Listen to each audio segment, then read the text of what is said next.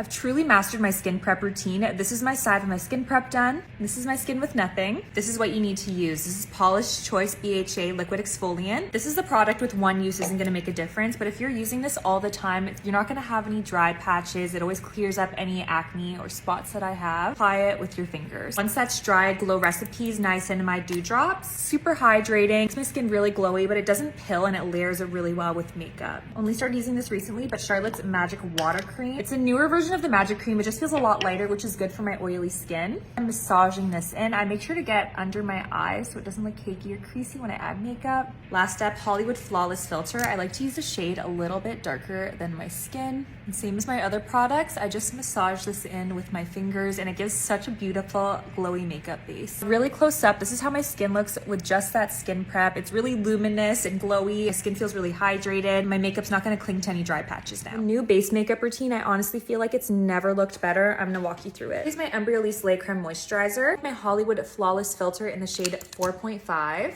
Blending in with my hands, and look how glowy my skin is already. I'm gonna mix these two together. It's the Charlotte Tilbury foundation, just a little bit of the Hollywood Flawless Filter. And this is where I've changed things up to put my foundation on with my fingers. Really take my time massaging this into my skin. Look at this finish. It looks so good. Still my favorite concealer, but I'm using way less than I used to. I'm literally just putting a dot. I'm blending. I'm trying not to go too much on my fine lines under my eye. Taking my Nude Sticks Nudies Matte in Bondi Bae. Literally go all across my forehead and onto my cheek, just like this. With the butt of a damp beauty blender, pressing up and down, and this really softly will blend it out and it gives a really, really nice dewy finish. Same for my forehead, kind of pounce going back into my hairline. Blush in the shade Chili on the back of my hand. Onto my beauty blender, I'm just putting this on the high points of my face with really light tapping motions going up and down. One size pink powder under my eyes, and I like to use this very sparingly with the powder puff. Gently pressing that in, and I'm really only focusing it to my under eye area. Translucent loose powder for the rest of my face. Same technique, just pressing in gently with the powder puff. Give Me Sun has been my favorite bronzer for like 6 years. Along the hairline, top of the cheekbone, down the nose. Dior Pink Highlight, smile, just on the apple of my cheek and going upwards on top of my cheekbone. This is my skin really close up. Favorite skincare products has gone viral on TikTok, but are you using it properly? If you haven't heard of it already, this is the Dermalogica Daily Microfoliant. It's an exfoliating powder, but when you add water to it, it activates. It's my favorite to use before makeup because it really helps exfoliate all your dead skin and make a smooth base for your makeup application. First, I'm going to show you how not to use it because I actually used to do this myself. So I would add some in the palm of my hand, and I would add a teeny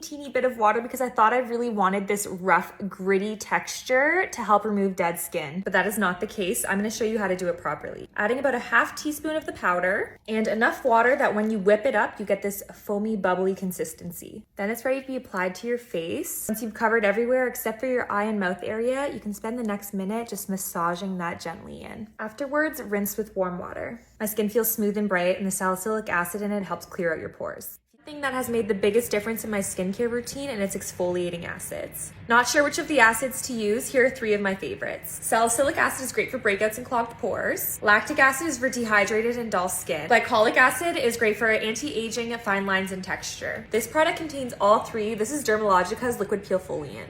I like to use this once or twice a week to remove dead skin, clear my pores, and refine skin texture. My makeup always sits so much better after I use this at-home peel. Massage into cleansed, dry skin. You can leave it for up to 3 minutes, but I'd start with 1 and build up to it. Then remove with a damp washcloth.